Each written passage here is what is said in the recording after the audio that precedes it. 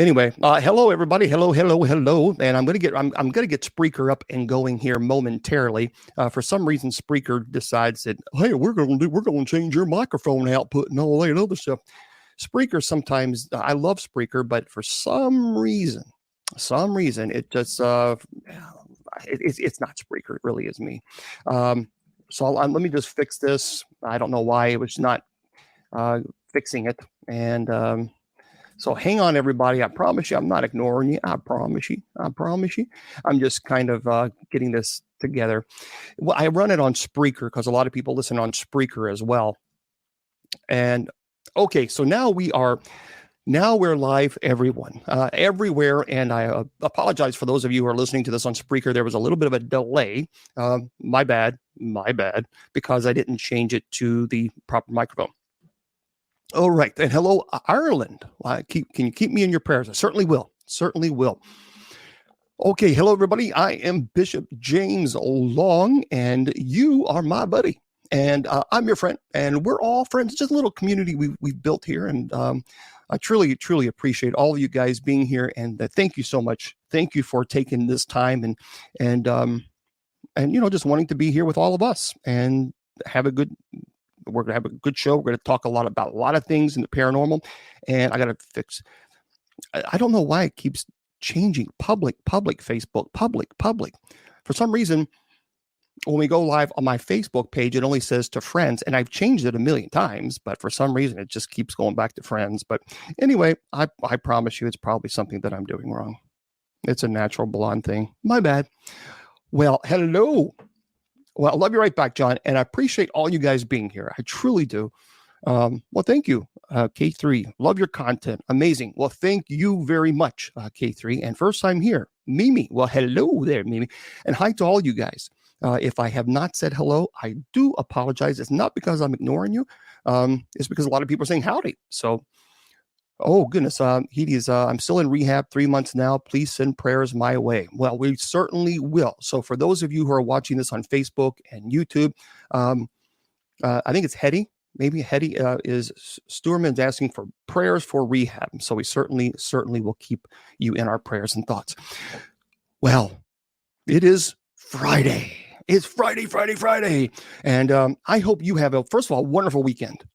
I hope you're doing something fun. For the weekend, we're getting some snow in Kentucky.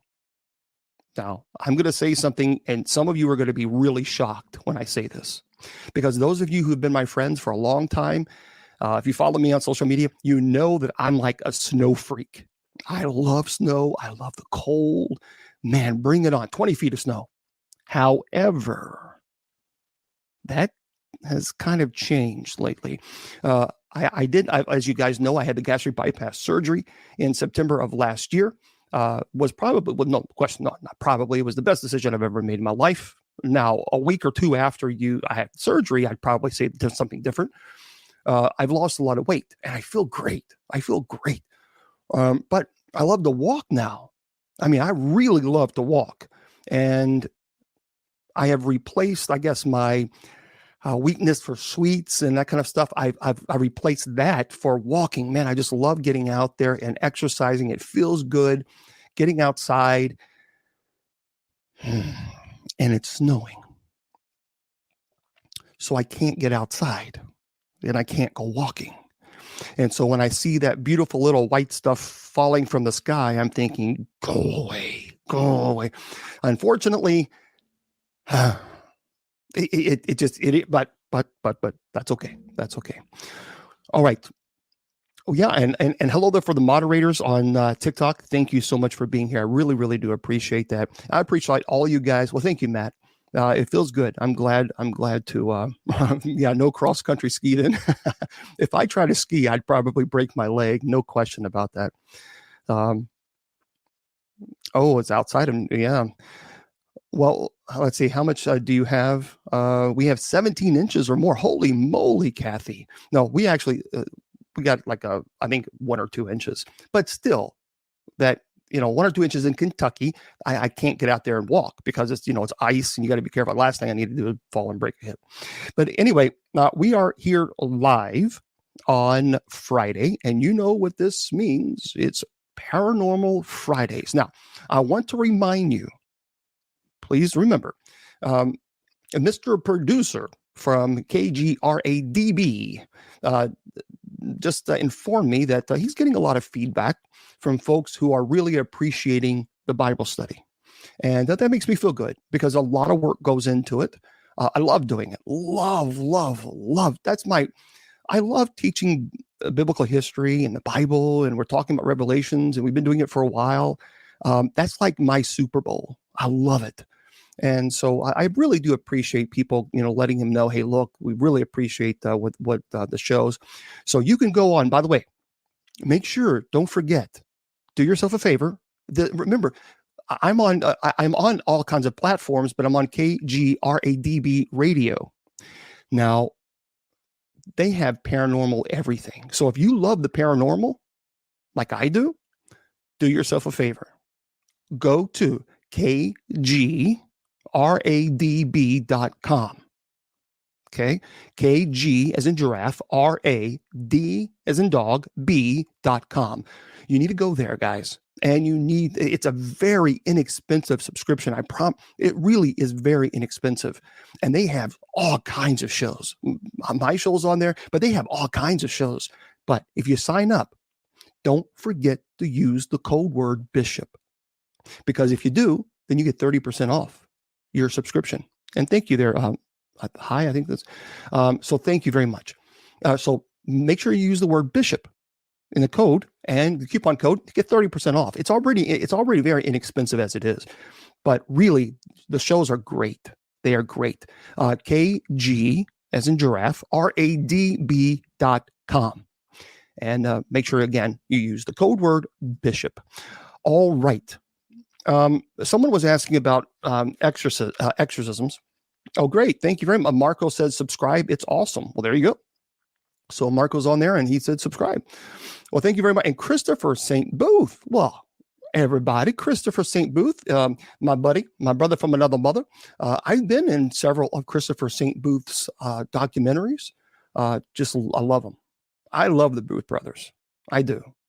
He and his brother they're amazing people. I'm going to tell the story because it is, and I've said it a million times and he's probably tired of me saying it, but I've done several of his documentaries there. And there was the first time that I worked with them, they do a lot of great paranormal documentaries. If you've not go to Booth Brothers. I mean, seriously, it's pretty amazing. Yeah, it is true. The Booth Brothers are awesome. KGRADB, Ron said, it's true. A Spook TV is great. But the first documentary that I was with them, they asked me to go out and do a blessing on a home. And it was a documentary. And they've been on Sci-Fi Channel. I mean, they do movies. I mean, these guys are pretty big. And they're very successful, very talented. And I tell you what, let me tell you this, and then I'll get into your answers or your questions. I promise you. I was skeptical at first when I met them because, look, in TV, you kind of meet a lot of people and some are good and some are not so good. And I was skeptical. I'll be honest with you. And I thought, well, I'm not an entertainer. I hope they don't see me as just an entertainer. I guess I'm an entertainer now, but when I do blessings, it's not entertainment. It's serious. But this is what happened. I want you guys to listen to this. And this is why I love Christopher and Philip so much. This is why I love the Booth Brothers, because they made a fan of me. And they did. I'm a fan of theirs. And I'll tell you why. So this was a really important situation. It was a very serious case.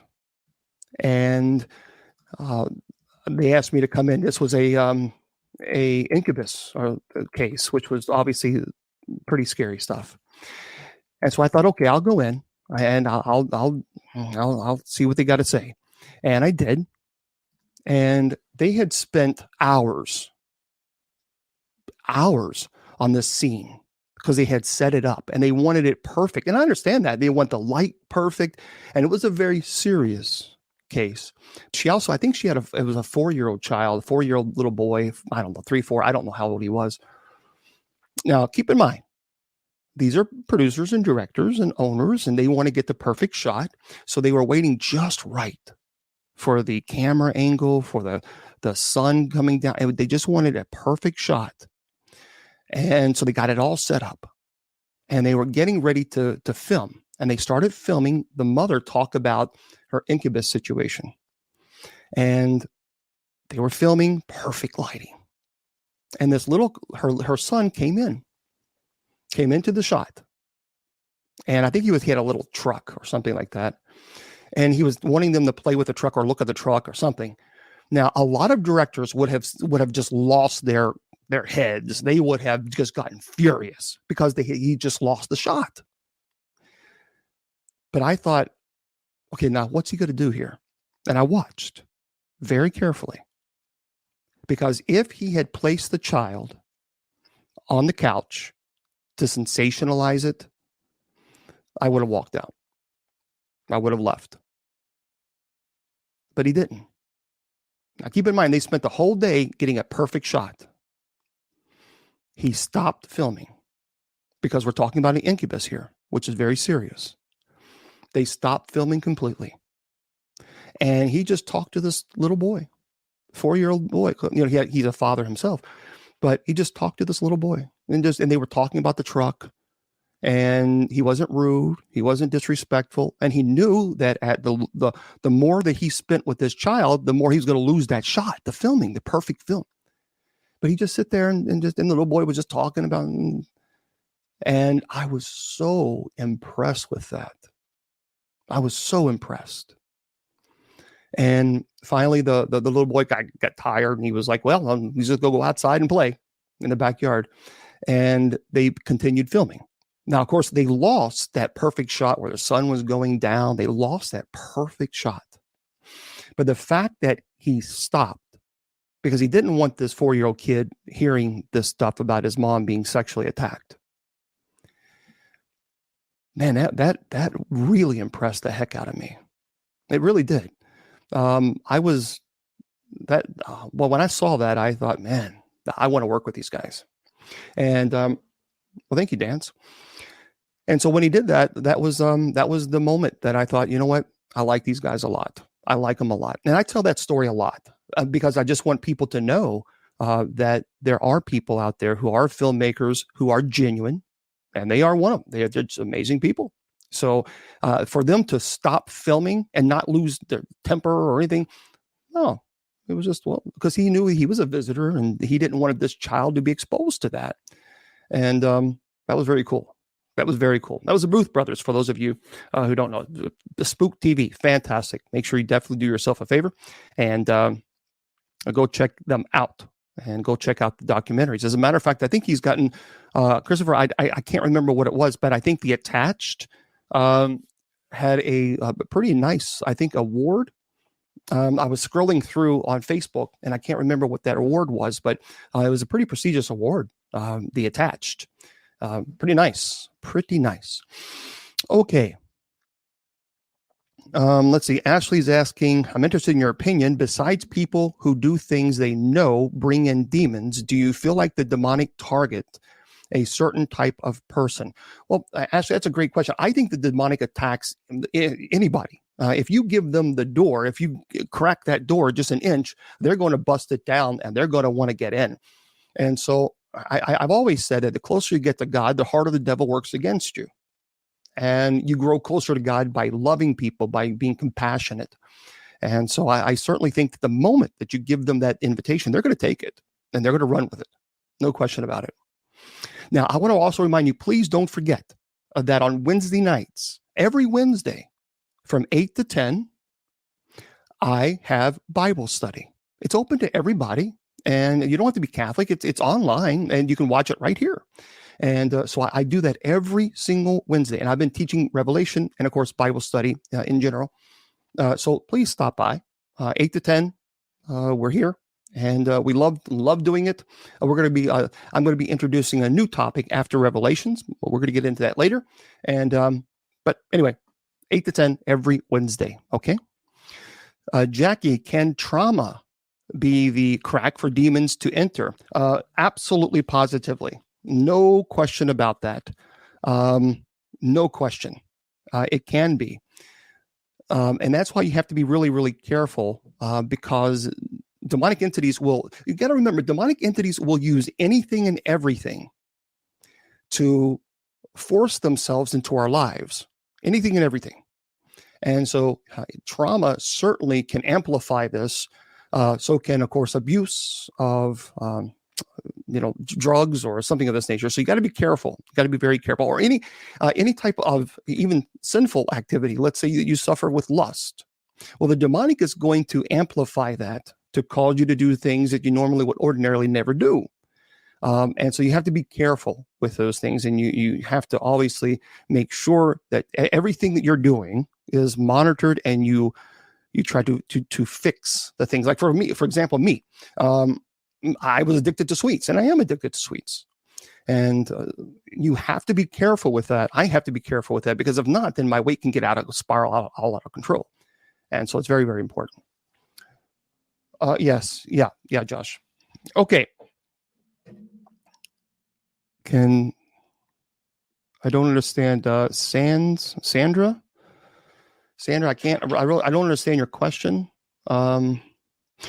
Okay, that's a good question. He said, this person, Eric, Ed Warren said 99% of demonic hauntings start with the Ouija board. Okay, let me just say this. Now, I agree, certainly, with Ed. I didn't know Ed, but I did know Lorraine. I have had the opportunity to speak to her on quite a few occasions, actually, and she was a friend of mine, and I valued her opinion on things, and I was able to speak to her quite often.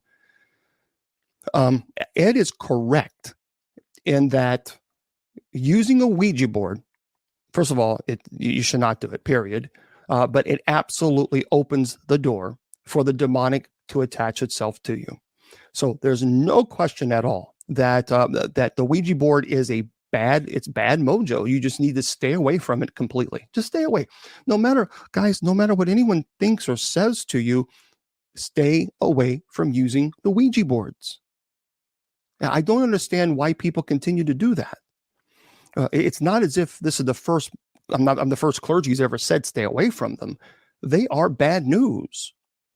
And the only thing that a Ouija board is going to do in the end is going to cause you some serious problems, very serious problems. So I would really stay away from it, and just don't even mess with it. Well, my dad sent me a message, so let me just let's see. I'll call after my show on air now. Yeah. Sorry. Okay. So there we go. Let me get rid of Yuda. I gotta, unfortunately, nope, I don't want to do that. I want to delete and block Yuda. These people who do this, I just don't understand why they do that. But anyway. Okay. Is it bad to watch scary movies, especially about demons? Let me just say this.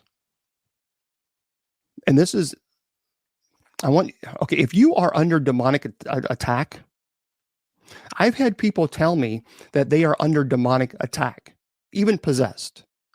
And then they sit and tell me that they're watching movies about possession. Those don't go together. Because if you're under demonic attack and you're dealing with true demonic infestation, or God forbid, possession, the last thing that you're going to want to do is watch movies on the very thing that you're suffering from. It makes no sense. It's completely and totally illogical to me. Those are red flags for me. Because if you're already suffering from something, you got to understand, guys, please understand that when you're dealing with demonic infestation, it is terrifying. It is truly terrifying. I know there's a lot of questions, but please remember that if you have a family, if you're a mom or dad, you have little kids and you hear bangings going on, or, closet doors are opening and slamming by themselves, or you're hearing growls, or the kids are saying that they're seeing these terrible things. You're seeing these terrible things. You're not going to want to watch movies about it.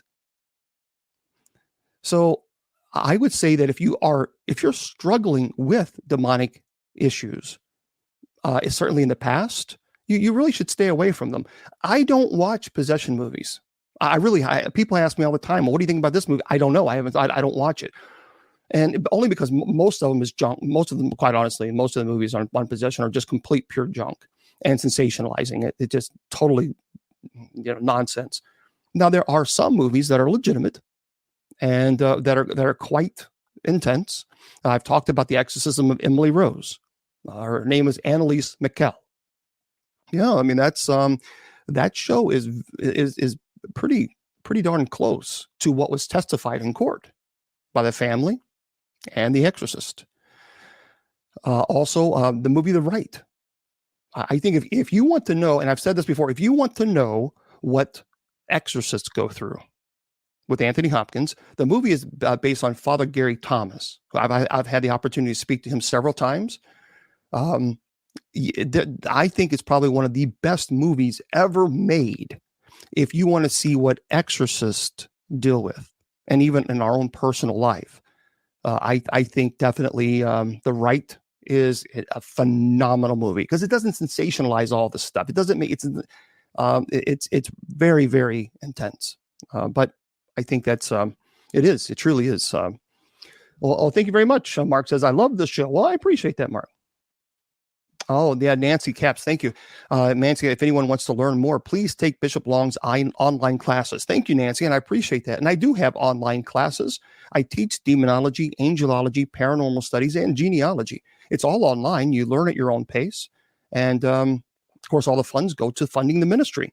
People say, well, why do you need funding for the ministry? Well, again, I don't get paid for this. I don't get paid for being clergy. I don't get paid for answering emails. I don't get paid for going to people's homes because I never charge and never have. Been doing it for 20 years. So if someone is in Florida or Texas or California or New York or Minnesota, wherever, I have to find a way to get there because I don't charge the families.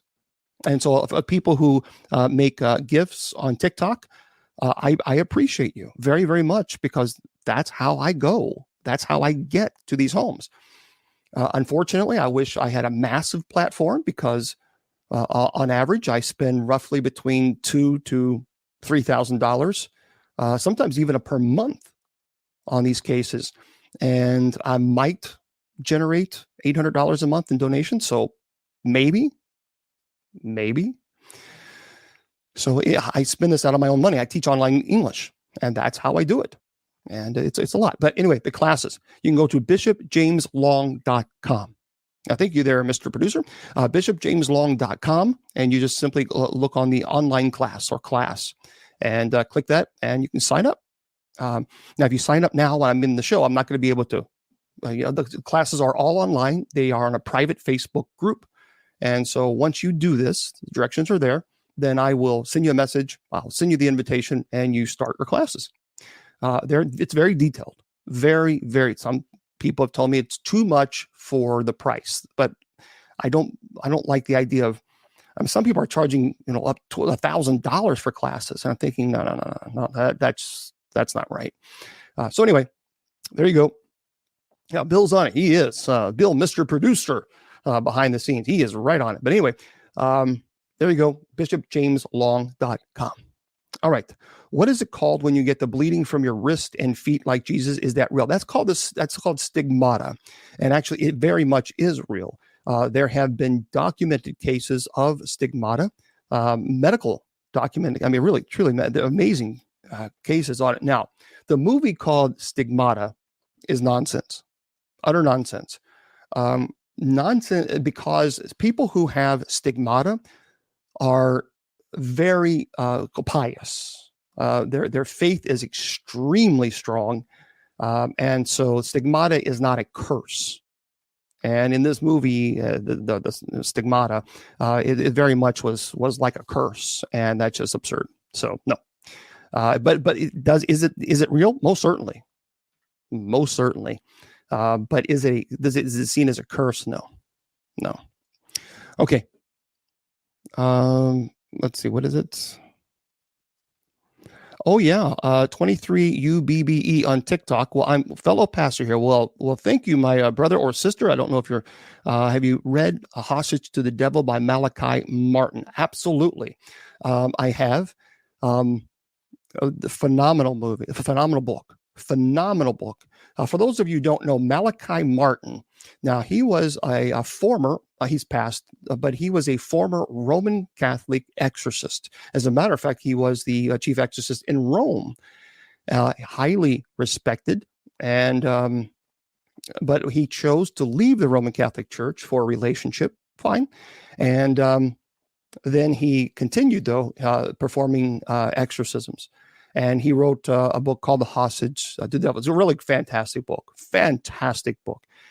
So definitely, I always tell people. Also, if you want to read a book that is really good, and I talk to people all the time about this.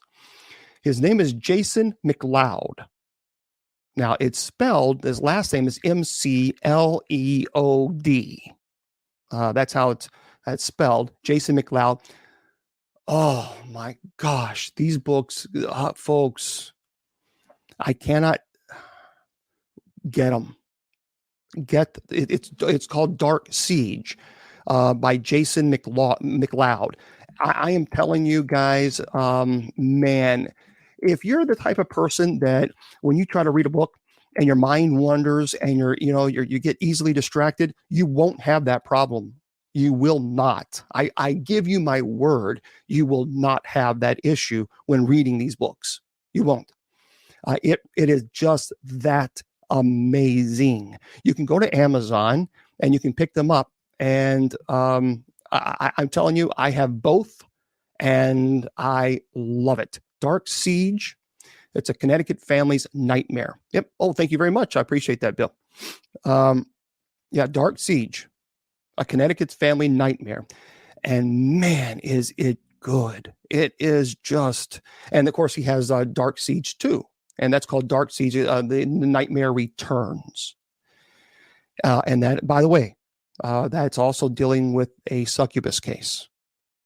And so, but it's a continuation, and this is based on a true story. This is a true story. It's one of his cases. And I got to tell you, it is amazing. It's intense. You cannot put the book down.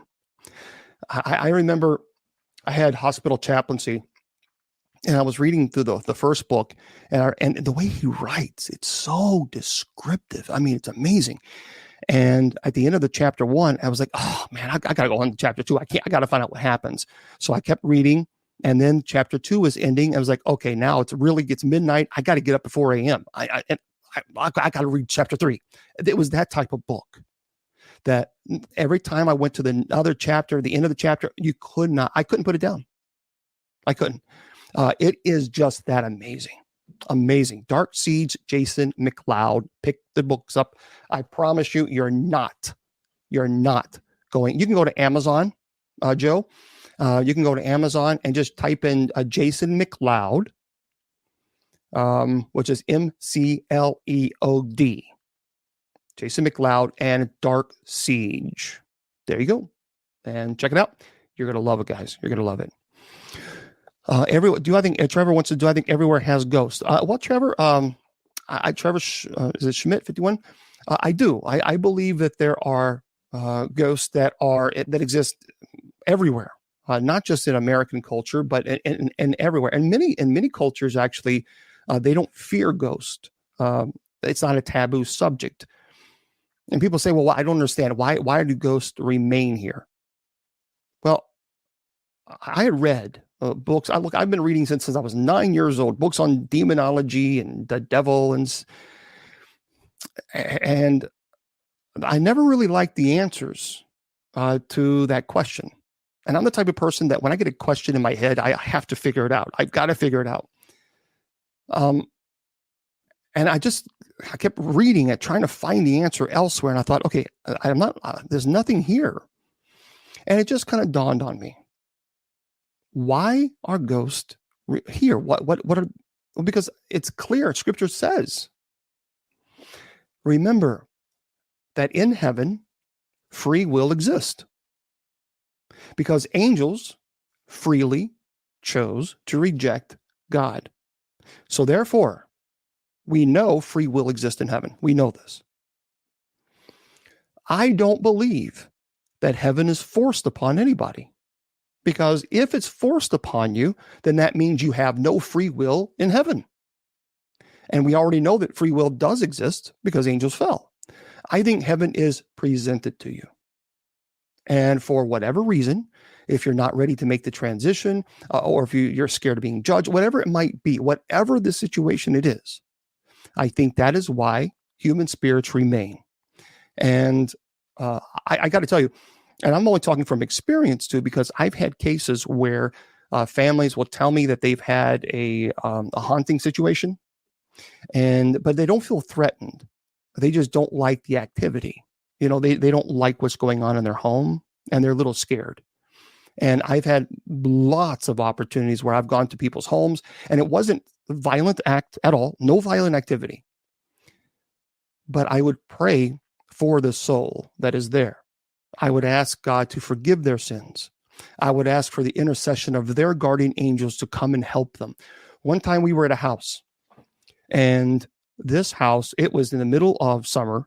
Their air conditioning was not on. It was hot. It was like 95. It was terrible in that house. But we were in the living room, and we had made a circle. We were going to pray for this soul. And I began the prayer. I began the prayer of absolution to absolve the person from their sins, to ask for the intercession of their angels to guide them home to our heavenly home. And once I did the prayer of absolution, I absolve you from all of your sins in the name of Father, Son, Holy Spirit. We all felt we were all there. It was like, I think 12 people there. So it started at the legs, and it was very cold. I mean, it was like someone had turned the air conditioner on full blast at 60 degrees. We all felt it. And it was like a wind, a whirling wind. It just would go around like this, and it just dissipated. It was one of the most powerful experiences I've ever had in my life. And we actually did a temperature gauge because we had the 95 degree. We could actually see it on our temperature. And while we were all experiencing, we did it again. And it was like, I think it was 65 degrees. So it was a huge, huge drop in temperature. And this was documented. So that thermometer or whatever, the digital thermometer, that was pretty powerful to actually have that documented. But it wasn't a violent experience. It was quite beautiful and very peaceful. That was one of the most powerful experiences I've had as far as a deliverance from a spirit that had chosen to remain for whatever reason. Okay, that's okay. Let me address that. Mean Dean 647 on. Well, thank you very much, Susie. On Mean Dean on 647, I think on TikTok, wants to know: can you document an exorcism with me? The answer is no, and here's why. And I appreciate the question, but here's why. What you see on TV sometimes, because unfortunately, even on YouTube or whatever, there have been people who go around and who claim to perform exorcisms on people, and then they do it for sensationalism so that you can push the like button, right? Okay, let me just make this very clear to everybody. There is no such thing as a bystander during an exorcism. There's no such thing. It doesn't exist. So the idea that you're going to have a bystander who's going to be sitting kind of in the corner to film it, to watch it, why? Mean Dean, why would you do that? Because you put yourself in direct harm, extreme danger. Because anyone who is present, anyone who is there during an exorcism, you are at risk of being attacked. You are at risk of having attachment. So that is something that, and you have to understand, as an exorcist, I'm already focused on the person who's possessed. I'm already worrying about, obviously, the body. The person can have a heart attack or stroke. So I'm concerned about the person's physical well-being. Now I have to worry about a cameraman who's filming it behind me, who's not actively engaged in prayer. No, I can't worry about, I now got to take my focus off the possessed to focus on the cameraman. I can't do that, and I won't do it. I have never in my life, and I never will for no amount of money, can't offer, there's nothing you can offer me. I would never film an exorcism and put it on YouTube. That is sacrilegious. It is disgusting. Should never happen. Anyone who does that, shame on you, because this is something that should not be sensationalized. This is a very sacred ritual between the possessed and God. And I'm there standing in persona Christi. I am there trying to help this person who is fighting the demonic. And anybody who uses that for the sole purpose of gaining a buck off a person's misery, you will have to answer to God for that, because that's repugnant. It is just, it's repulsive on every single level. There are just some things that shouldn't be crossed. There are some boundaries. Leave it alone. They shouldn't be crossed. And people who are doing this and who are crossing these boundaries and just using everything for sensationalism, that's disgusting. That is disgusting. Because think about this for a second. You're right. American Road Warrior says it's something that should be private. It should not be recorded anyway. It's sacred. It is sacred. Now, I will tell you, the church does record them. We do that for legal reasons, because the person could expire. They could die. They could have a heart attack. They could have a stroke. Remember, the body can only sustain so much trauma. And when a person is possessed, they have already gone through extreme emotional and physical trauma through demonic oppression and demonic obsession. So the demonic attacks the body, attacks the will, it breaks it down so the person can't fight anymore. Now you're talking about a compromised immune system and a person in a weakened state. And then you have possession. So the person already is very, very exhausted, beyond exhausted. And now I put a camera in front of their face and say, smile for the camera. Come on. You see, there are some things that just shouldn't be done. And I think that's one of them. Because imagine, well, thank you very much, Shannon and Chris. Thank you. If I ever say thank you, it's because they offered a gift, and so on TikTok, and I appreciate that. Think about this for a second. You have a family member. You contact Bishop Long or anybody else who claims to be an exorcist. Okay. Now your family has gone through hell. You have seen a deterioration in your family member, a dramatic deterioration. You have seen that they have gone through attacks, physical attacks, emotional attacks, they have gone through pure hell. Now, you haven't been able to help them. You feel completely helpless. It's attacked the entire family because that family has seen their loved one in a deteriorated state. You call in an exorcist. An exorcist comes in with a camera crew. So tell me, what do you think about your family member? And go. I mean, the families are in trauma. They've dealt with their family suffering, and they just want it to stop. And now you put a camera in front of their face. How dare you do that? How dare anybody do that? And then you go into the person's room or wherever the person is who's possessed, and action. The hell is that? Well, I mean, really, what is that? There are some things that we have got to put a stop to in this society. And I'm not going to get into a political, soapbox here, but I think there are some things we have removed the sacred aspects so much of society that everything is so watered down that we don't give a darn about anything. I am surprised that there hasn't been a television show on confessions. I'm surprised. I truly am surprised that we have not had a television show where someone goes to a clergy member, confess their sins, and have a private, a camera, a hidden camera, or so. I'm sure I guarantee you that's been pitched to a network. Guarantee it. Guarantee it's been pitched. There are just some things that should remain sacred. And we have got to take a step back in society and say, no. Hold on. This is too much. This is too much. So I don't know. Anyway, that's my little soapbox. And by the way, Shannon Long 30. Are you going to go live on TikTok after the presentation, because I didn't ask her last time on Wednesday. Normally, I always, Shannon Long 30 is my sister. Okay. Shannon Long 30 is going live on TikTok. Okay. Okay, what would it be if my bathroom window was open while you were in the shower? Well, my friend, if that's a fair question. That's a fair question, because it actually has happened, believe it or not. That has actually happened during a case where I had worked, where this demonic, it was an incubus succubus case actually, where it was attacking this person on sexual nature, and it was violent, and there were things that were happening that would try to humiliate and break down the the emotional strength, to break the person down. And it was very embarrassing for the person. Very, but I would say to you that if the window is going down, then I always look at the logical first. I never, ever, ever think of the paranormal or demonology first. Never. That is the last thing that I even consider. So if your window is going down, the very first thing that I'm going to think, well, it's obviously moisture from the heat.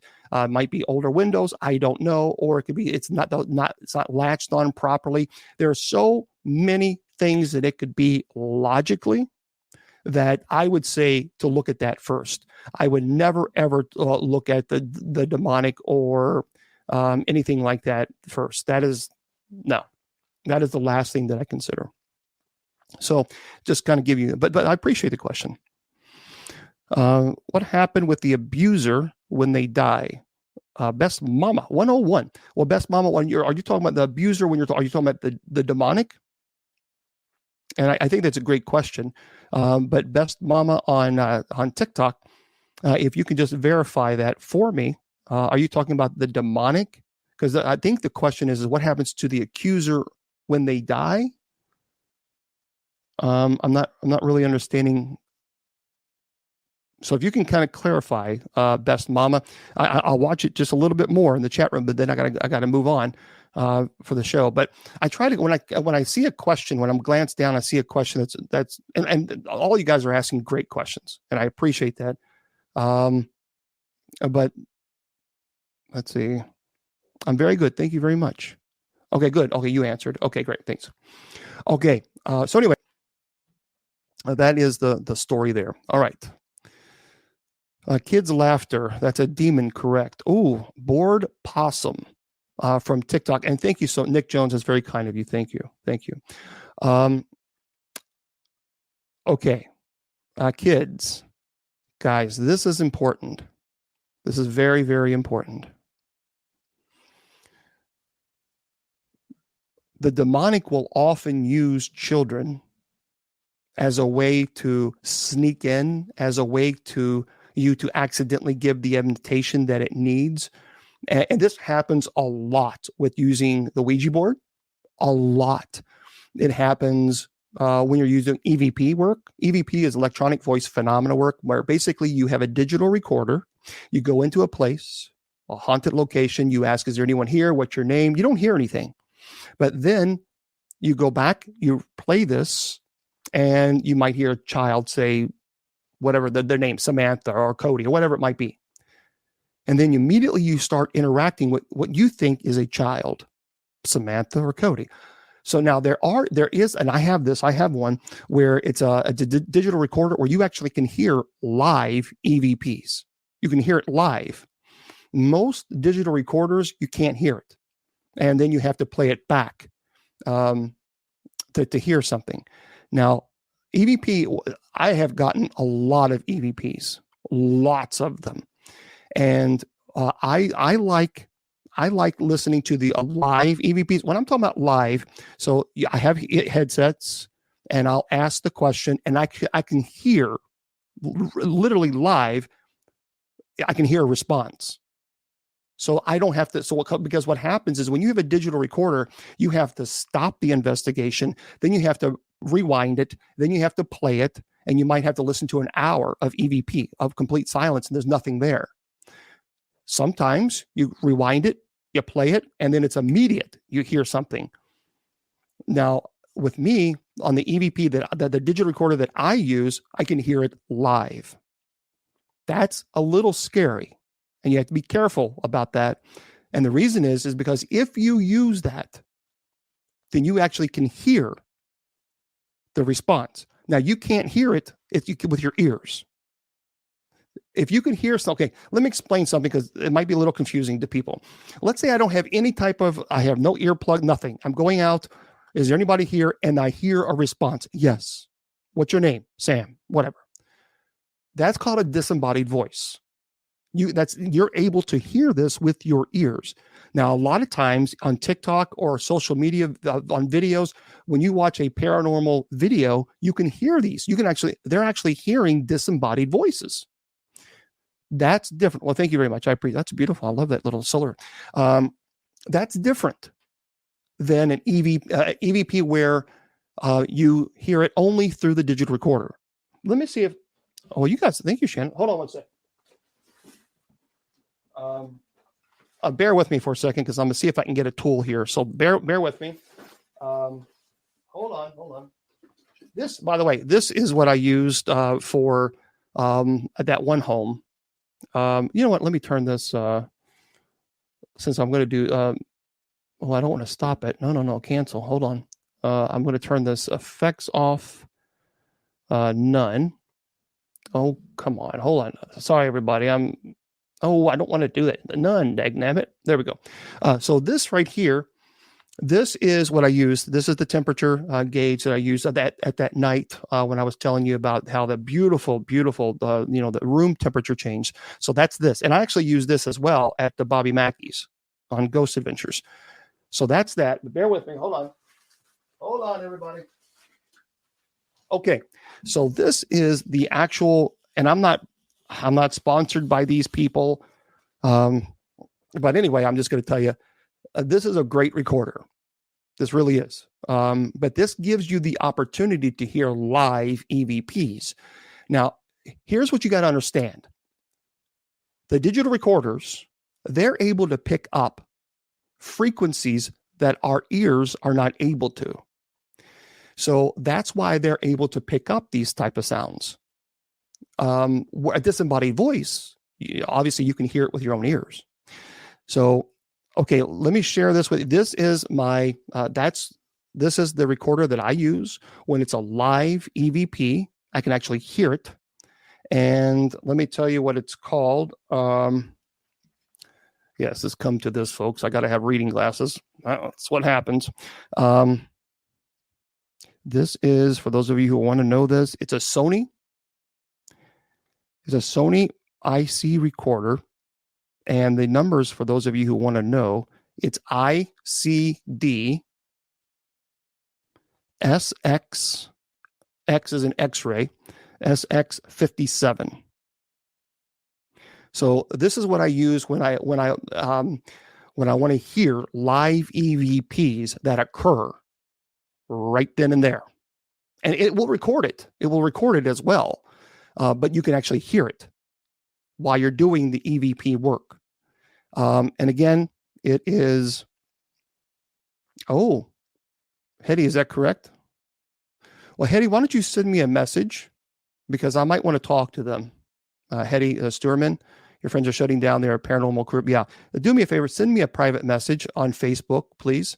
And then I'd like to talk to you about this group, and we'll chat up, and I'll chat with them because I'm always looking for that. So yeah, Hetty Sturman, if you would do that, I would appreciate that. But again, this is Sony IC recorder, ICD SX57.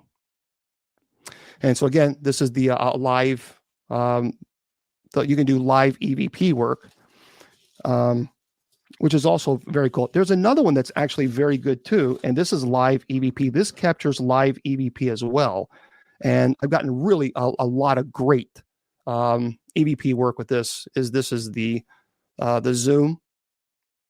That's pretty cool. That really does pick up a lot. I have not had the Obelisk. Is that what you're saying? Obelisk? No, but I would love to. I would love to check that out. I would really love to. I wish I can. It's the H2 Zoom. Yeah, H2. Okay, what's EVP? EVP, remember, stands for electronic voice phenomenon.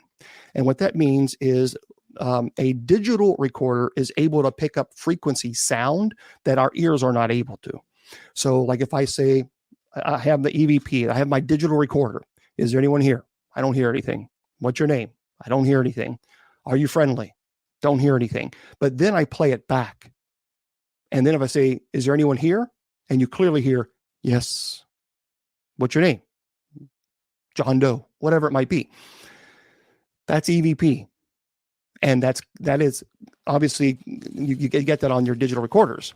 That's different, again, from a disembodied voice. A disembodied voice, again, is if I go to a haunted location. Is there anyone here? Yes. And I hear it with my own ears. No recording, no equipment, anything. Okay, so you got to, Live Life 501. Is it true if you find a demon's name, you can control it to leave? Okay, let me just say something. That's a great question, and I appreciate you asking.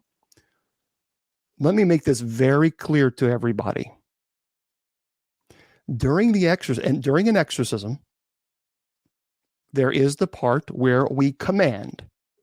The exorcist will command the demonic to give its name.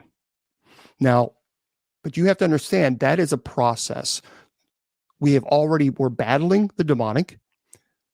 And the whole point of that is to break down the intellect and will of the demon, to weaken the demon to a point where it surrenders its name. It will never do that freely and with strength. It will never do that. There is no such thing. I want to make this so clear so everybody understands. A demon will never, ever freely give you its true identity until it's at a weakened state where its intellect and will are eradicated, and then you can control the demon. That is why a demonic will never. So there's so many people that are using Ouija boards and all this other stuff, and then they say, what's your name? And then it freely gives his name. Okay, no. Because the demon will never do that. Never. Because then you have control. So they're not going to freely give you its name. They're not going to give you its identity. And a lot of times they'll say Satan immediately, or they'll say some extreme name to where for the purpose of intimidating you. And so that they could be lower level demons, and they're trying to make you think that they're, it could be a cherubim, seraphim, or thrones, or principalities, archangels. They're trying to frighten you. Stay away from that. Stay away from it, because a lot of people will say that they've contacted some demon and it freely gave its name. No, it doesn't. No, it does not. So, well, thank you very much. Yes. Can Christians believe in demons? Well, hold on one second. Let me get this. There. Yes, they can. And I'll tell you what, there's a lot of people who say, no, there's no such thing as ghosts. They're all demons. No, they are not. Because, by the way, that's not biblical. That's not biblical. I hope all of you guys, I've talked about this many, many times. The idea that people say, well, all ghosts are demons. No, they're not. No. And as a matter of fact, I can even tell you there are Bible verses that tell you that ghosts do exist. Now, some of you are like, well, I've never heard this before. I've talked about it for quite some time now. But this whole idea that ghosts are all demons? No, not at all. Not at all. I'm going to remind you, Luke 24, verse 36 through 51. Luke 24, 36 through 51. For those of you who don't know, that's right after Jesus was crucified. The disciples were terrified. He appeared to them. And then Jesus said, why are you so... because it says here, they were frightened and terrified because they thought they were seeing a ghost. That's what it says. It doesn't say demon. It says ghost. In Greek, it actually says ghost. But Jesus said, well, why are you so frightened? Why do you doubt? Look at my hands and feet and see who I am. Touch me and find out for yourself. Ghosts don't have flesh. Okay, that's Jesus very clearly. Because if ghosts didn't exist, Jesus would have said, ghosts don't exist. Don't be stupid. But that's not what he said. He said ghosts do not have flesh. So therefore, if they don't have flesh, there must be spirit, implying obviously that Jesus even admits that ghosts exist. Same thing, Matthew 14:26. Remember when, because Jesus was walking on water, and they immediately said, when the disciples saw him walking on the sea, they were terrified. It's a ghost. So there's a lot of people that says, "Oh no, it means demon." No, it does not. It's very clear in the Greek translation, two completely different words. So that is someone trying to force their interpretation on Scripture. No, read it for what it is. So there we go. All right, but keep in mind, with the spirit realm, demonic entities exist. And so that's where the dangers lie, where you can actually think that you're speaking to a human spirit and you're not. Okay. I studied for the Roman Catholic priesthood for 6 years. Someone said, Debbie wants to know what happens to demons once they're banished. A good question, Debbie. Revelation actually answers that question, and Revelation says that they are thrown in the lake of sulfur. Now, a lot of people ask me what happens after an exorcism, after the demonic has been defeated, you know its name. Basically, you force the demonic to succumb to the cross, and you obviously expel the demonic from the person. The demonic is then tortured for eternity. And so that's the belief. That's why often you will smell sulfur with demonic entities. But the demonic ultimately has to succumb to the cross, the crucifix, not cross, but crucifix.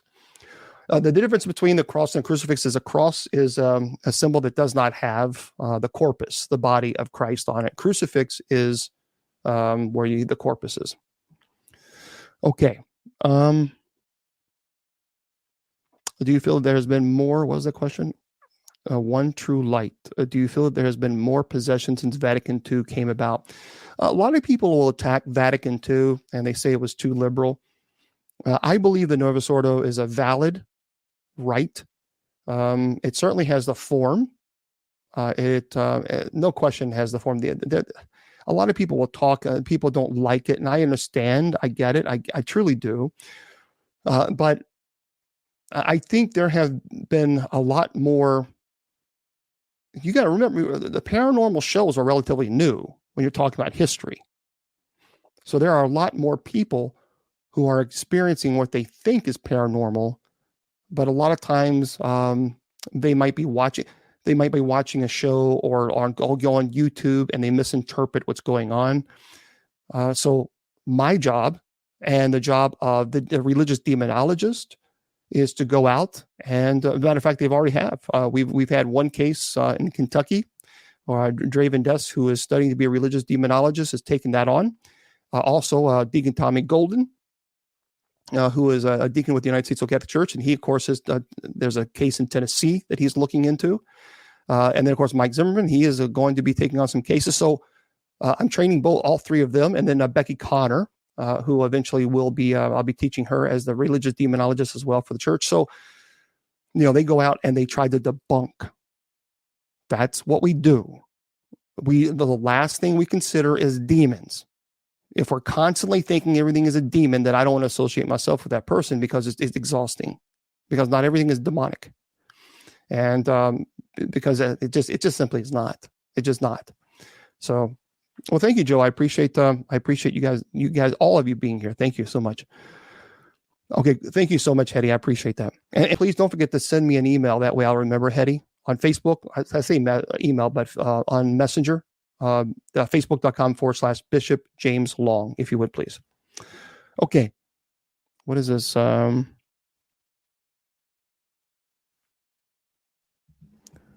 Okay, let me just, yeah, I appreciate that. Thank you for doing that. Thank you. Sorry about that. My bad. My bad, everybody. My bad. Yeah, debunk is the first one. Absolutely. 100%. Okay. Let's see. Crystals. I don't think crystals are bad. I mean, I don't. Matter of fact, I have selenite here. I love these. I love it. But here's the difference between me and, I guess, going to the extreme level, if I'm having issues, if I need healing, I'm not going to use this. Not that there's anything wrong with it, because I think it certainly does have energy. Everything has energy. That's not Wiccan or pagan. Everything has energy. But if I need healing, I go to God. And that's where all great source comes from. So that's me. But I don't think there's anything wrong with them at all. I think they're beautiful, but I just I don't put I don't. A lot of people are putting those, that the healing powers that they're. I know. I just go to God. So there we go. Okay. Yeah.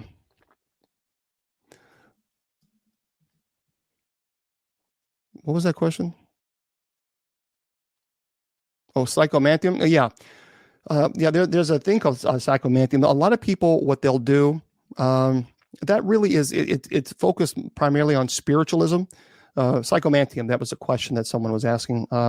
I believe it was. Yeah, Sage. I'll get to in just a second.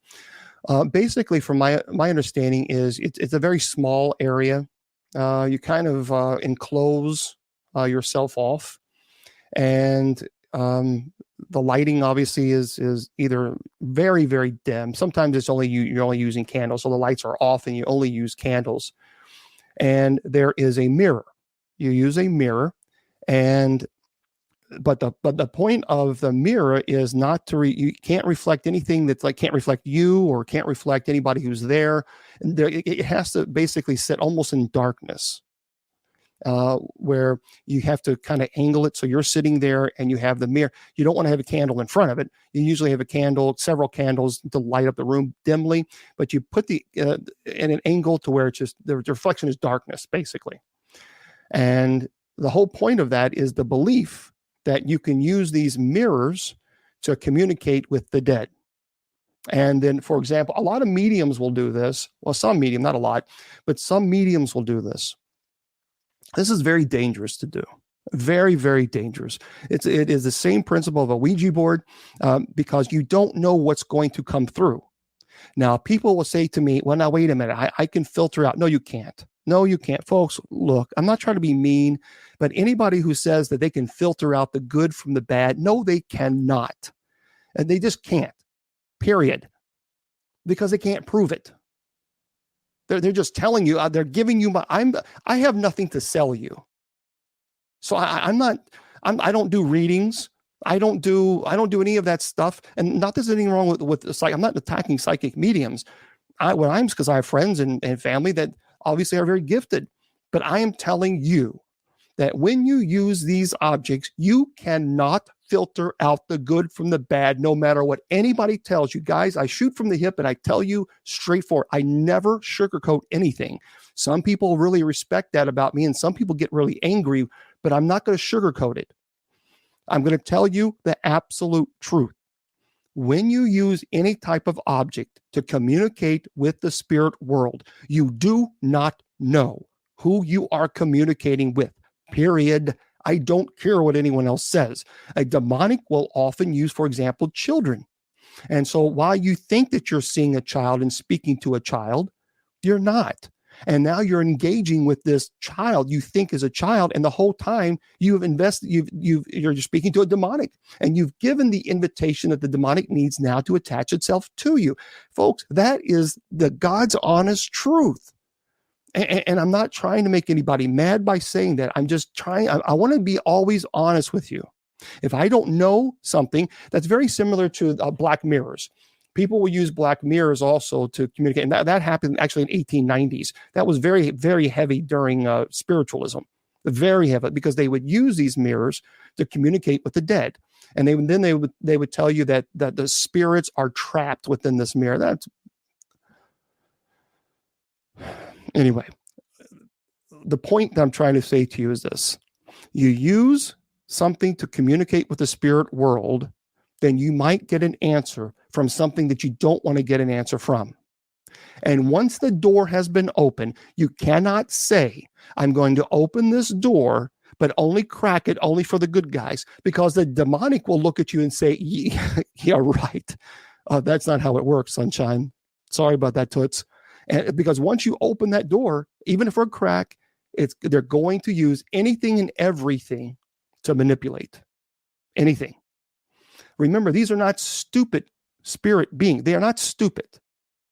They're incredibly intelligent, very conniving, sneaky, and they will do everything that they possibly can to trick you into making you believe that you're speaking to something that you really aren't. So I'm just, again, I'm not trying to make people mad, but I've just got to tell you the truth.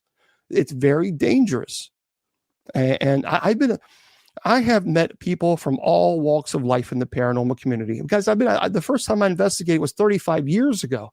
And I go and I talk to people all around the United States at paranormal conferences, and I teach about demonology. I've met all kinds of people from all walks of life, and I love them all. And I enjoy listening to them and hearing their story, and I don't judge them. But if I see something that they're doing that is dangerous and someone asks me about it, I'm going to be honest with you and tell you, hey, look, there's some dangers there, and you need to be aware of it.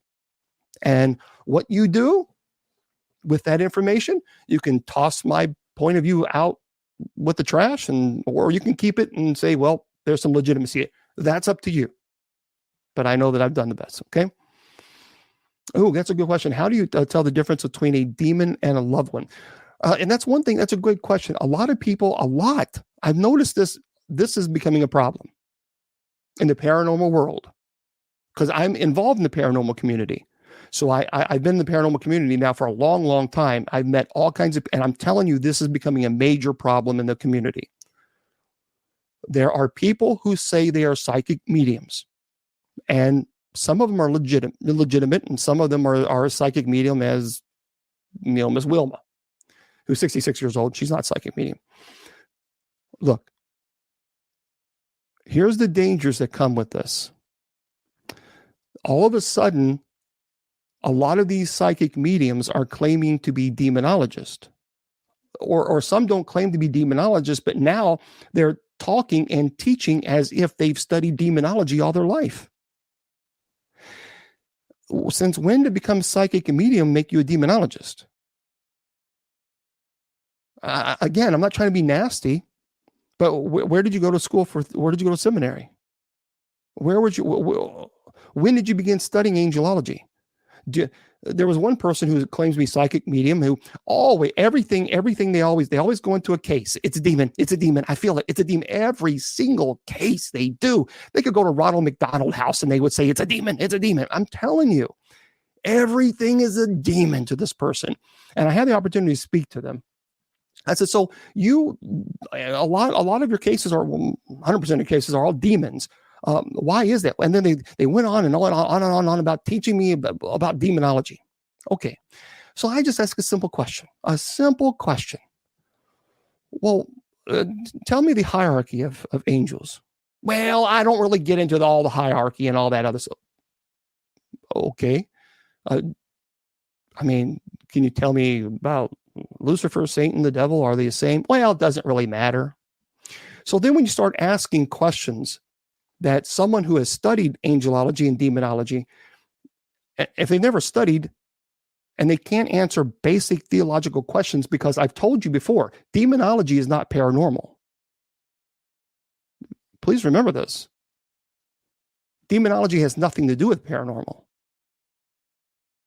Demonology is theological. You cannot separate theological studies from demonology. You can't do it. It simply doesn't exist. This idea that demonology is paranormal, no, it's not. It's theological. And you need a foundation of academics to obviously study demonology and angelology in order to really, otherwise every single case that you walk into, now all of a sudden it's a demon.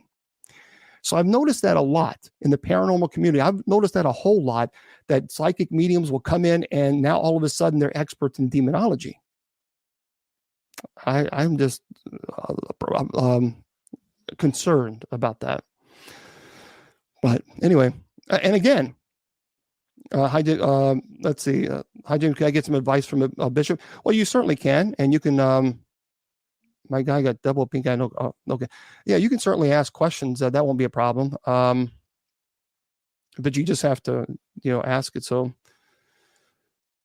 your mom was at the house last night. Okay.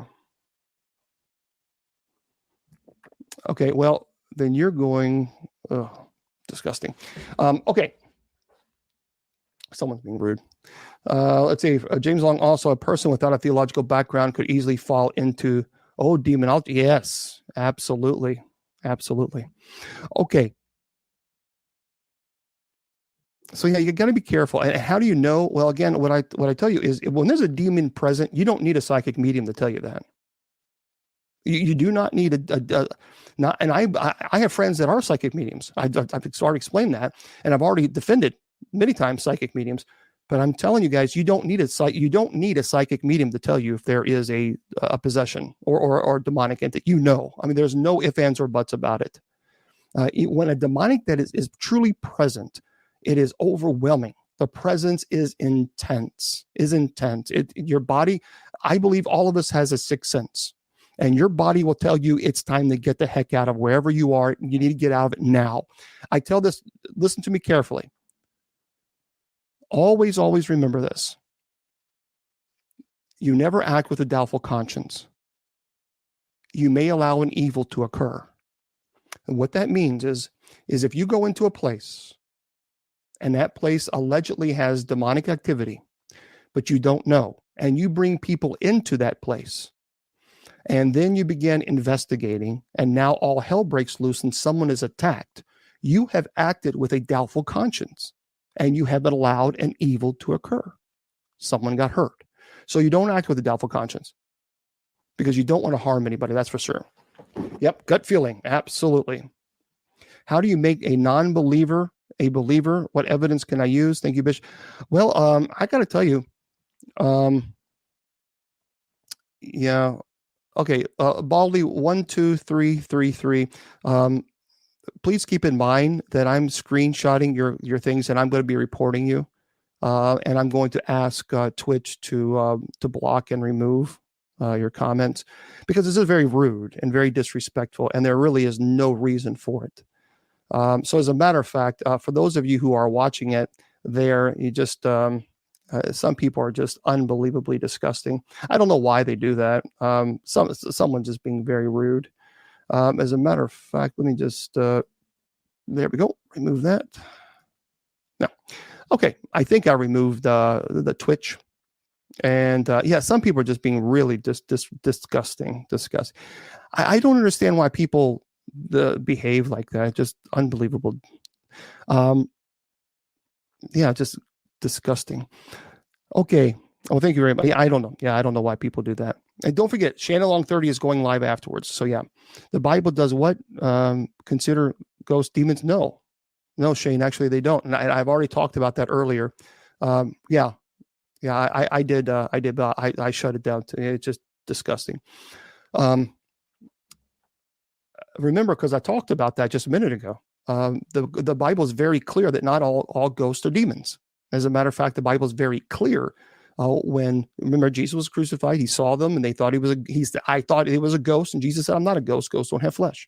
When Jesus was walking on water, I've already said all this, so I'm letting you guys know that it's very clear in Scripture that ghosts are not considered demons. So, okay.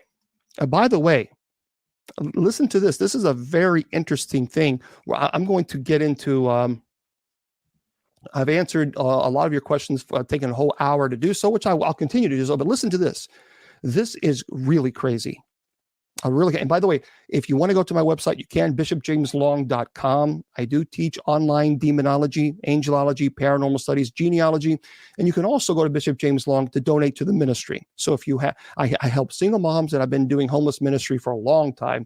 So if you want to go to those ministries, you can just scroll down to the bottom. You can make whatever donation you want. It's greatly appreciated. It really, truly is. And I thank you so much for doing that.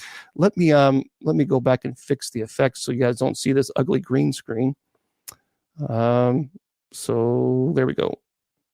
Okay. Listen to this story. This is really crazy. Well, God loves you right back. Thank you. Yeah, there are people who are exorcists who are not priests. There are other denominations. They're clergy members. So it doesn't belong just to one denomination. Yeah. Yeah, I do use Cash App. Thank you so much for Live Life. It's the $ Bishop James Long. So if you want to donate to the Cash App, you can certainly do that as well. And again, 100% of this goes to help get to people's homes. People also, why don't you charge? I'll never charge. Never have. I've been to thousands and thousands of homes. I've never charged, never will. And the reason being is because think about this for a moment. Think about this. Think about if you were going through severe activity, demonic activity in your home. And let's say that many of us are living paycheck to paycheck. We struggle. We have a lot of bills. Now, imagine that if you were going through this trouble and your family was terrified, you have kids and they're scared, and then you contact an exorcist and the exorcist, oh, sure, I'll do it for $5,000. Now that is an unbelievable burden that I've just placed on your shoulder. So now you're already terrified as it is because you allow beggings are happening, religious objects are desecrated, animals are being terrified and tortured. I mean, you're scared. And now you got to come up with $5,000. I don't believe in doing that. No, that's wrong. To me, that's wrong. It's just wrong. And so it's not easy doing it this way, but I have faith that it will work out. And so it hasn't been easy. But anyway, listen to this. Scientists have recorded an unknown radio signal from the center of the galaxy. Have you guys heard about this? This is from Anom Alien. It says astronomers from Australia have found a new source of radio signals. The mysterious source is located near the center of the galaxy. Scientists have already named it ASKAP with a lot of numbers. The article published on the Astrophysical Journal portal. So this is an actual legitimate portal here, a journal, talks about the difficulty of object recognition. Now, scientists cannot yet interpret the signal with the shape and properties of an unknown celestial body. The radio signal was detected using the ultra-sensitive ASKAP telescope designed specifically for such studies. Now, it helps to study weak radio signals received from all directions of the cosmos. This is interesting. According to Australian scientists, the detected source is a highly polarized variable type radio source. Astronomers claim that ASKAP is unmatched at the moment. They admit the possibility that the mysterious radio source could represent an entirely new class. The described object behaves in an unpredictable and very chaotic manner. It happens that scientists receive signals from him for quite a long time. This is really interesting. You're right. There's a lot of mysterious things out there. And I just believe something, I don't know, something is going on. Something is as a matter of fact, and Alien still is posting this. Was it an ordinary a thunderstorm or a mysterious anomaly? Maybe signs of the apocalypse as a people hurried to write in social networks. A rare phenomenon was observed in Mexico City and Acapulco on Thursday, September 9th last year. At the very moment that a violent earthquake shook Mexico, the sky lit up with strange flashes. Twitter users have published several dozen videos united by a common title, Apocalypse. And social networks, excitement began and questions whether the end of the world had come.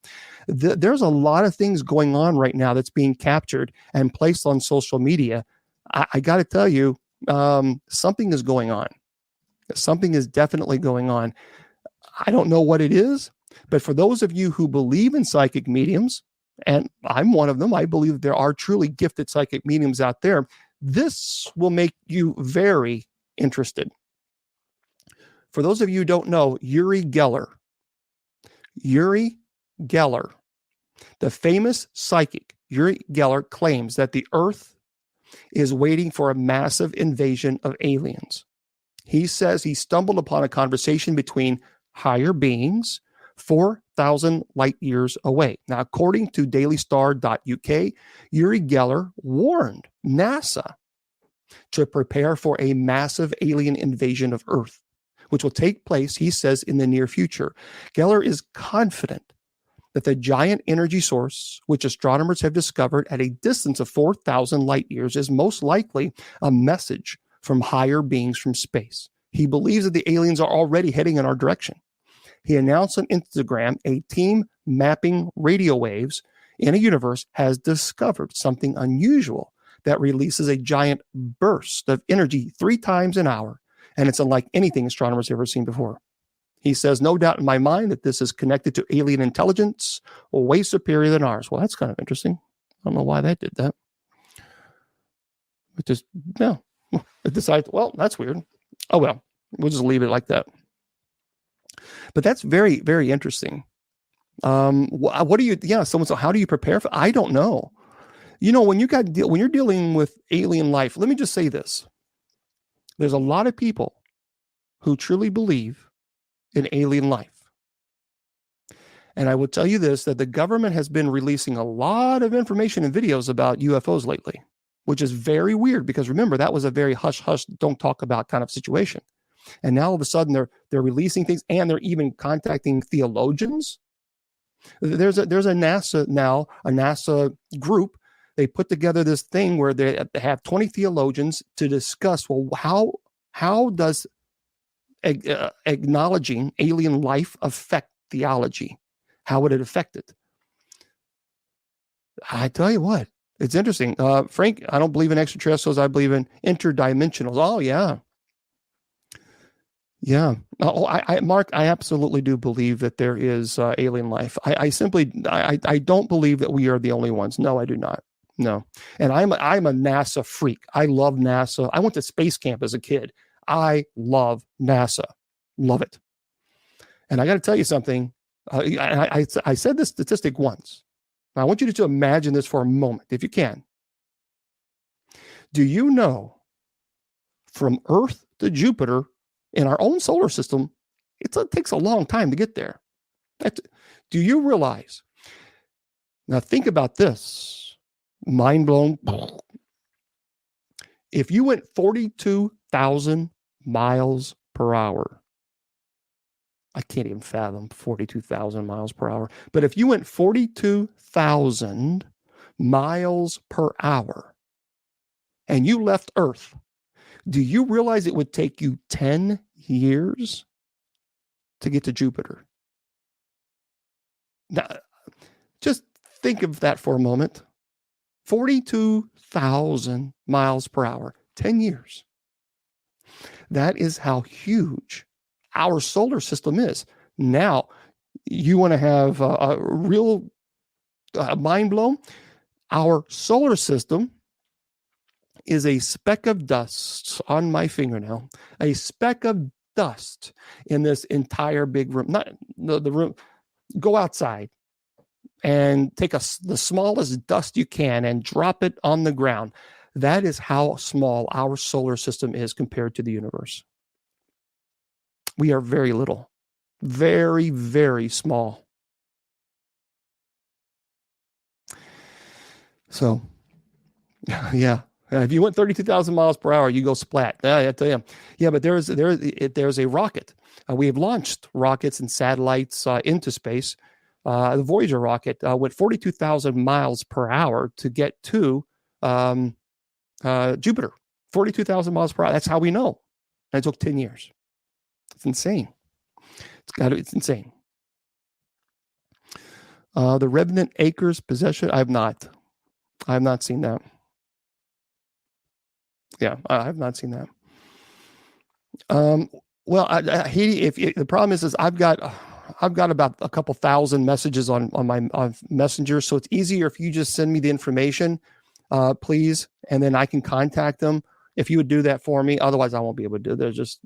I can't because I got about 2,300 messages on Messenger right now on Facebook. Yeah, and over 12,000 messages on TikTok. So, yeah. Okay. Yeah, I wish I could. But yeah, if you could just send that to me, I'd appreciate that. You like to joke sometimes. Keep it. Absolutely. Absolutely. Okay. What is this? I want to share. I have several things, several really, really cool things that I saw. Do you realize that this is not paranormal, I guess, related, but listen to do you realize that the United States, some of you are going to think, oh, that's stupid. It's not. the United States has used weather manipulation. Do you guys know this? These are documents that were actually released. These were classified documentation. Look it up. It's a weather modification system. And we did this actually in Vietnam. And there was some classified information that was released. And this was, when I read this, I thought that's absolutely insane. Absolutely insane. And it's actually a true story. It really is. Yep. Marco says, yep, in Vietnam, it's true. And here it is. And keep in mind, and they would try to flood the trails in Vietnam to cause problems. It's actually called Operation Popeye. That's the name of it, believe it or not. It's Operation Popeye. Google it. It's a project controlled weather Popeye or motor pool. It's weather modification, as well as a military cloud seeding project carried out by the U.S. Air Force during the Vietnam War from 1967 to 1972. And this was actually a true story, guys. We can do that. We did this in 1960. Think about that for a moment. In 1967, we could control the weather. Oh my gosh, that's crazy. Yeah, DARPA. That's right, Frank said DARPA. Isn't that truth? It's still, and it is still going on. I really truly believe that. I don't think this is not conspiracy theory. There's some legitimacy. Well, I'm just told you, Operation Popeye is not conspiracy theory. It's actually unclassified information. We know that they did it because it's unclassified and they released it. Most of what people think are chemtrails are just contrails. Well, there we go. And I don't know much about chemtrails or contrails, but I do know that Operation Popeye is legitimate. And we actually did have weather manipulation. Now, get this. It's not a theory when proven. That's a good point. Weather control weapon.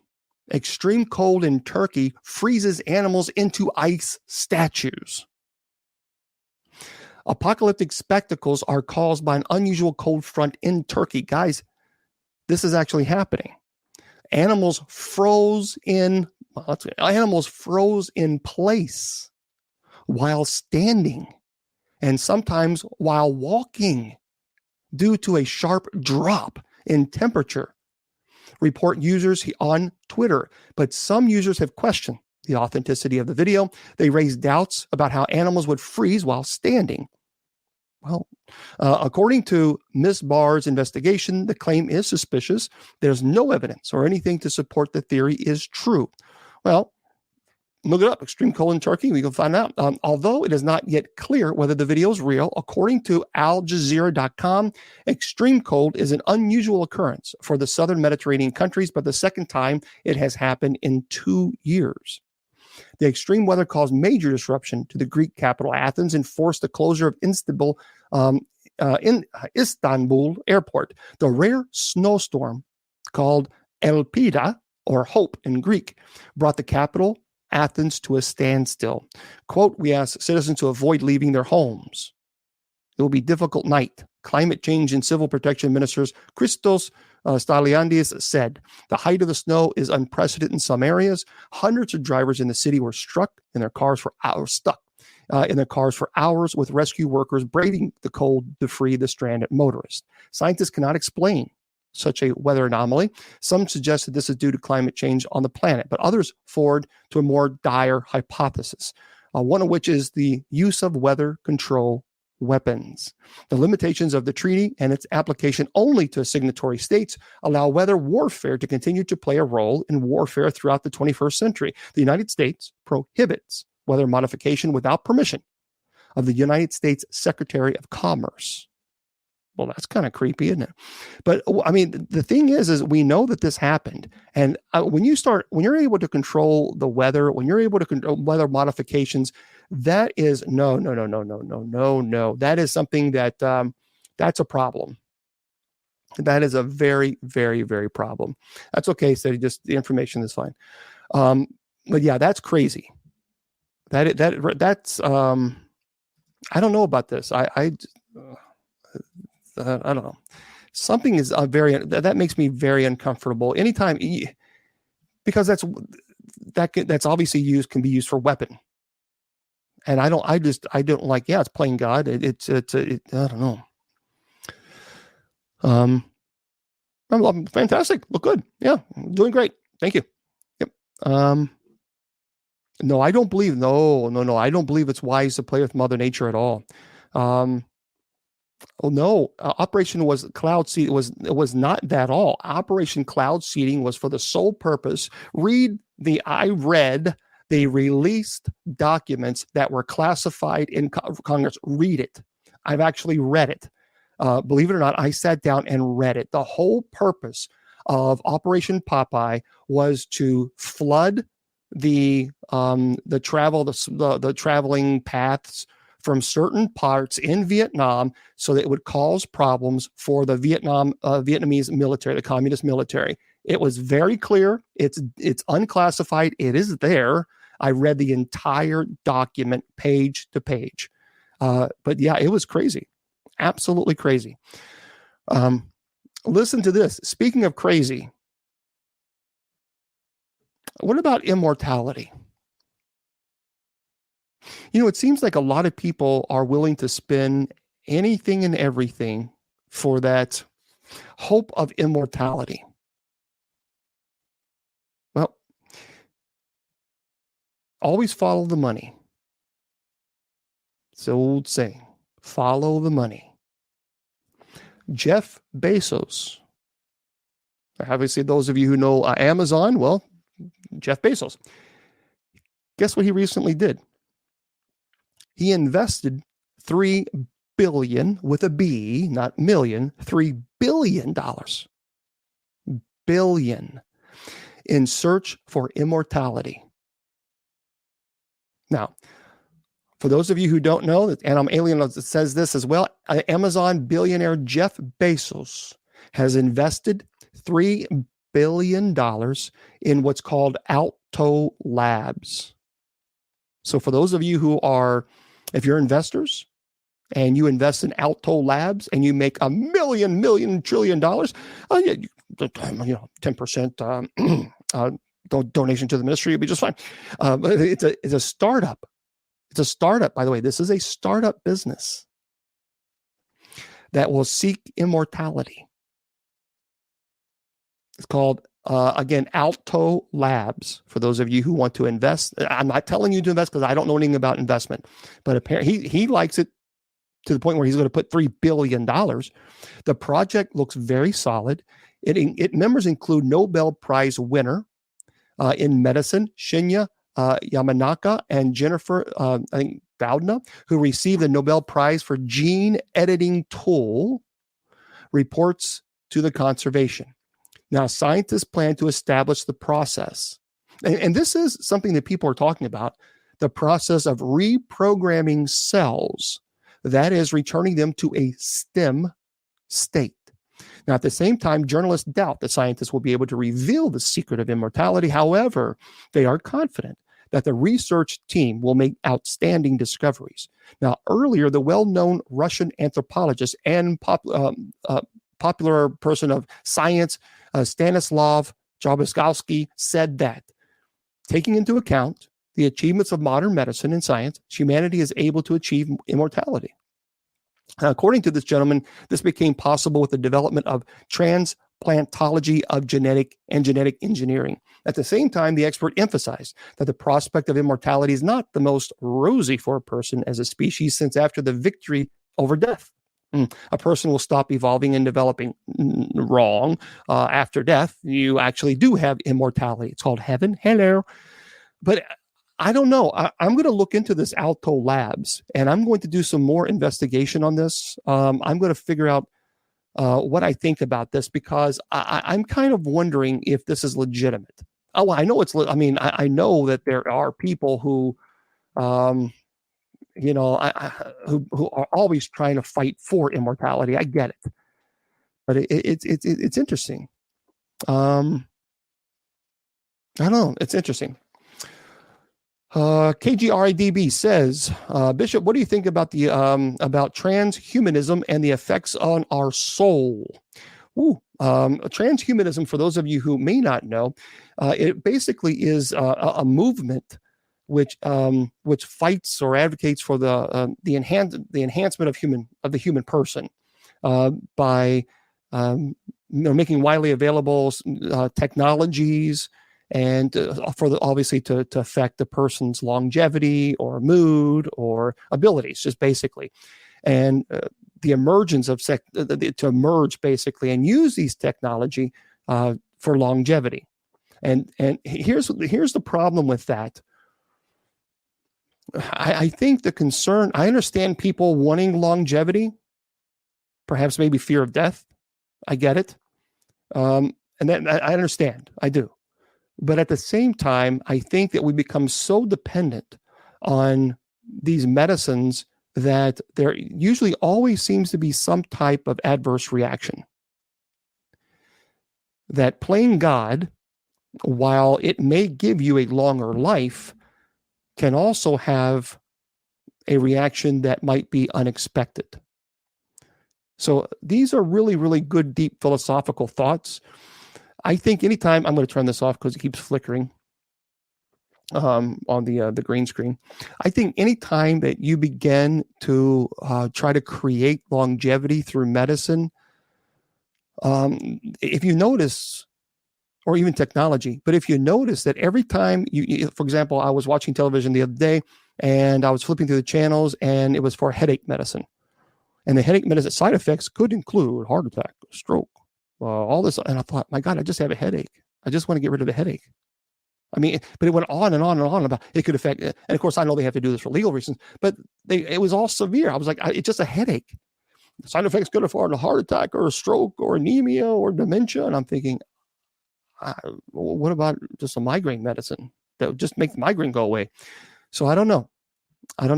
Well, I appreciate Bobby, but please understand that there's a lot of people asking questions, and it's not that I'm ignoring them. It's just because there's so many questions right now that I'm being hit at. So I promise you guys, a lot of people are getting frustrated. I'm not ignoring you, but remember, I spent almost an hour and a half answering questions.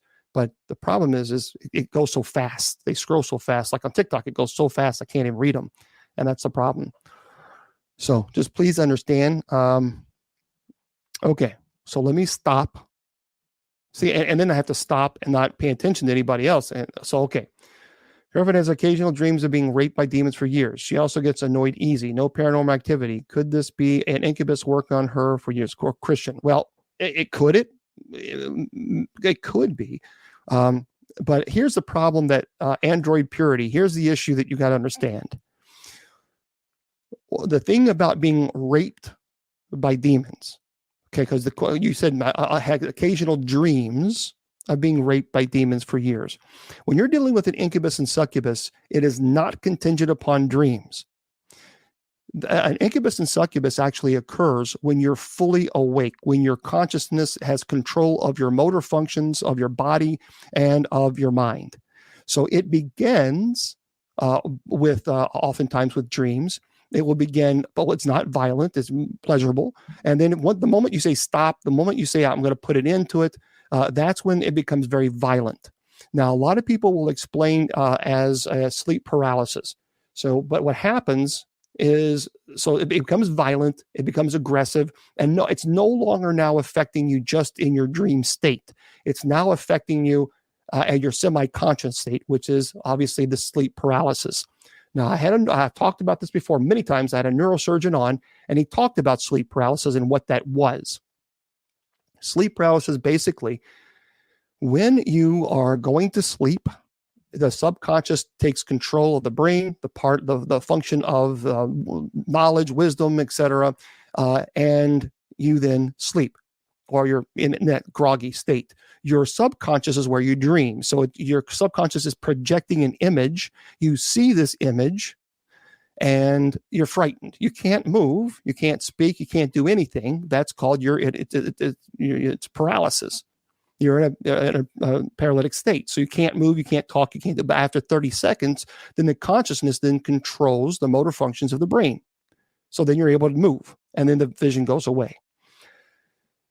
If it only happens when you're going to sleep or waking up, then that's considered sleep paralysis. But a true incubus and succubus case will start that, but then it gets to a point where even when you're fully awake, fully conscious and aware, then it begins to attack you even then. And it's no longer just a sleep paralysis situation. So therefore, I would say, because I am answering Android Purity's question. Bill, try to get him to answer Android Purity's question. I'm spinning. Bobby, I'm answering it. Okay. Patience. I'm answering it. So woo, Lord Jesus, help me. Man. So, Bobby, and people are telling Bill to tell me to answer. Well, Bill doesn't tell me to answer anything. Bill understands that this is my show. He's the producer of the Sacred Division, but I answer questions as much as I can. But Bill also understands that there's a lot of people who are asking me questions.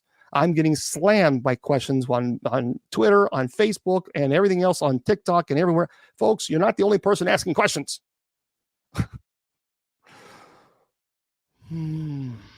So, as I was saying, that's the answer. Okay, if it's only occurring in your dream state, and it's not happening during sleep paralysis, it's not happening during your consciousness. If you are not having religious objects desecrated, then chances are you're not dealing with a demonic entity. You're dealing with something that perhaps is anxiety related. And that's what someone would tell you with dream interpretations. So, okay, Andrew Purity? All right. No, I understand people are stressed and they want questions, but just oh, she does have anxiety. Yeah. I'm telling you, Andrew Purity, and I don't know your name. I'm sorry. I'm just calling you Android Purity. So, Bobby, is that Bob? Oh, no. It's all good. It's all good. But just understand the problem. And is it Android Purity? Yeah, oh, you're very welcome. I would say probably not. Well, here's what you got to understand. When you're dealing with the incubus and succubus, and I have to be very careful with that topic too, because remember, it's 8:43 p.m. and there are, believe it or not, kids watching this. I'm not a big fan of that because this is very serious topics that we talk about. So I got to be careful about how much I get into the discussion of incubus and succubus, because I would love to have a very blunt conversation. Maybe one day we will, and I'll just say, please, no kids. I've done that before when we actually had Angie on. Remember, Angie was the daughter of the mother who I worked her case with an incubus case. But when you're dealing with an incubus and succubus, you also have what's called demonic infestation, and because there's a demonic that's present. So religious objects are desecrated. You will have bangings and threes on the walls. You will have the smell of sulfur or rotten flesh. Animals will be frightened. There will be an overwhelming sensation of oppression. It doesn't just occur only in dreams. If it's only occurring in dreams, that's telling me that it's not demonic infestation or incubus and succubus. That's telling me that you're dealing with probably an individual who's suffering from extreme anxiety. And I believe that... oh, you're very welcome, Bobby. I believe Android Purity, you had said that your girlfriend is suffering from anxiety. So I think that's what I think. You're very welcome. I think that's what we're talking about here. And it is scary. You know, anytime you dream about demonic entities attacking you, then it's frightening. It is frightening. Certainly, when you're dealing with an incubus succubus case, and you're dealing with sleep paralysis, that is terrifying. Absolutely terrifying. Now, when I talk about sleep paralysis, your mind is projecting this horrible demonic, and you see this demon in front of you. You're seeing it. It's not you. your mind is telling you this is not a dream. You see this horrible thing approaching you and you can't move. You can't scream. You can't yell. You're seeing this. And you know the difference between a dream and reality. But remember, your conscious state is suppressed. And the subconscious, which projects dreams, is what's controlling the motor functions of the brain. And that's what happens. It's terrible. And you're right. Yeah. Charlotte says some medications can add to that sort. You're right. That's a good point, Charlotte. She says some medications can add to that sort of thing. There are things that need to be considered, as Bishop says, like anxiety medications as a person drink alcohol. There's a lot of medications. And people, this is also another thing that I wanted to, and I'm not trying to attack medications, but there are sleep medications. Now, I don't know if she has insomnia. There are sleep medications that can cause night terrors. So that's a great point. I would absolutely 100%. I would also look into the medications, because if you look at the side effects, there are many side effects to medications, especially sleeping medications, and night terrors tend to be on the top of the list. So if you're experiencing these night terrors, you could be dealing with a side effect of a medicine. Ambien, I have insomnia. So I do have insomnia. And so there are times that I am up literally for 3 days straight. I can't sleep. So like now, I didn't sleep yesterday. I didn't sleep the day before. This is my third night. Right now, my brain is telling me that it's 8:46 in the morning. That's what my brain is telling me. Now it's 8:46 p.m. Eastern Standard, but my brain tells me no. So that's what happens. It just like this. I get really, really tired. I feel like, okay, good. I'm going to be able to sleep tonight. And then bam, my brain just says, okay, it's 11 o'clock in the morning. Woohoo. Or it could be midnight. And my brain tells me, no, it's 12 p.m. And that's what's insomnia. So I have insomnia. Insomnia doesn't mean you go to bed at 2 or 3 o'clock in the morning. Insomnia means you literally cannot sleep. And then what happens is your body, your crash. You get so exhausted and so tired and so worn down that your body, and you sleep for 16 hours a day. 16, you just sleep the whole time. That's insomnia. So I have many times it's 2-3 times a night, 2 or 3 days a night. I'm up all night long. So there is no actually sleeping. I don't sleep. Now, I tried Ambien. Now, this is not paranormal, but I used to have a big dog. Her name is Izzy. She was a Great Pyrenees, and she was a great, big, beautiful dog. So she, at night, she liked her cage. It was a great big cage. And, I put a little comfortable bed in there for her. And, I didn't want to sleep her on the hard cage. I wanted a nice little comfy, bed and all the crazy. It's one of those beds that you can get that kind of goes with your weight. You know what I mean? I forgot what it's called. But I didn't want her just a simple bed. Oh, no. She had to have a little princess bed that was, it goes to the weight. I don't know what it's called. But anyway, she loved it. She loved her little bed. And when it was time for bedtime, she went right in there. She snuggled up and she just memory foam. That's what it was, memory foam. Well, now Bishop Long was on Ambien because the doctor said, we need to try this medicine. I said, okay, fine. So I took this Ambien. It was the first time I ever took it and the last time I ever took it. And my sister said, oh my gosh, this story. Yeah. Okay. Thanks there. 5 minutes. So I got, so I took the medicine. I thought, oh good, please let me go to sleep. I was up 3 days. I need to go to sleep. And I looked over in the bed after 30 minutes after taking Ambien. I was up by the dresser drawer and I looked at the bed. Now the bed looked like it was an ocean. No, I'm not kidding you. It was doing this. That's what it was like, waving, like waves in the ocean. That's what it was doing. I thought, what in the Lord? Did I take the wrong thing or something? It was waving. I actually could see the waves in the bed. And I thought, well, this is not normal. This is not normal at all. Well, I sat on the bed because I thought maybe I was going to start waving with the waves. And Izzy's in her bed chilling. And this is a big cage because she's a Great Pyrenees. So I'm looking at Izzy and I'm thinking, I don't know if I want to be in this bed because her bed looks awfully comfortable. Folks, so I thought to myself, well, Izzy wouldn't mind. So I got down on the hands and knees. I went over to her cage. I opened the door and I went right on in. She's looking at me like, what are you doing? You got to be kidding me. This is what I got to do to get a treat? You got to be kidding me.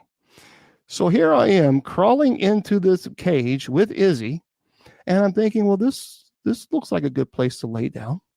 And Izzy, it was this big, beautiful giant of a dog. And she was a loving, she wanted to be a lap dog. She wanted to be a 10-pound dog is what she wanted to be. And I am just sitting here and just kind of like, oh, this is comfortable, Izzy. This memory foam, this is pretty cool. I don't know what in the hell they put in that Ambien, but I got to tell you something. I love that bed. I was so comfortable. And Izzy was like, you got to move over there, Izzy. Come on. Let. I'm telling you guys, this was, I did not take Ambien anymore. I was like, nope, that's gone. That's history. But seriously, I'm not kidding you. I looked at Izzy's bed and I thought, boy, that looks comfortable. I mean, she was a 150-pound dog. She was a big girl. I thought, well, if she's comfortable, then certainly I'll be comfortable. So here I am crawling into this cage with this 150-pound Great Pyrenees and her looking, and she was solid white. And she was looking at me like, get out of my cage. Please get out of my cage. But I'm telling you, it was I'm telling you, it was, but that was Ambien.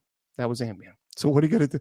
No, I finally decided, well, maybe I shouldn't be in here because Izzy, she needed her cage because it was not that big for me and her to be in there. I thought, well, it's kind of rude if I just go lay down and get a pillow. But I could have. So yeah, I mean, it's crazy. It's crazy. For those of you who are listening to Spreaker, I want to say goodbye to you, and I hope that you have a beautiful, beautiful evening. Okay, Spreaker is wrapping up. And make sure, everybody, you do yourself a favor and don't forget kgradb.com, kgradb.com. And make sure you subscribe to the shows there, guys. You're not going to regret it. I promise you won't. And but make sure you also put Bishop in there. You got to put Bishop. That way you can get 30% off your subscription. Definitely do that. And also, don't forget to go to bishopjameslong.com. Now, the church, if you want to know anything about the church that I belong to, you can go to usocc.org, usocc.org. And that's where you can go. You can check me out. Thank you so much on TikTok. Thank you so much for the gifts. I appreciate that. I'll be with you guys in just a second. For those of you on Facebook, YouTube, Twitter, I want to thank all of you for being here and spending this Friday with us. Thank you so very much. Remember, I tell you every single week that your value does not decrease based on someone's inability or refusal to see your worth. You're priceless, and never let anyone tell you otherwise. God bless. The Sacred Division has been brought to you by Bishop Long's online paranormal course. Learn demonology, angelology, paranormal studies, and genealogy. It's 100% online, and you learn at your own pace. Please go to www.bishopjameslong.com and click on the Paranormal Course link.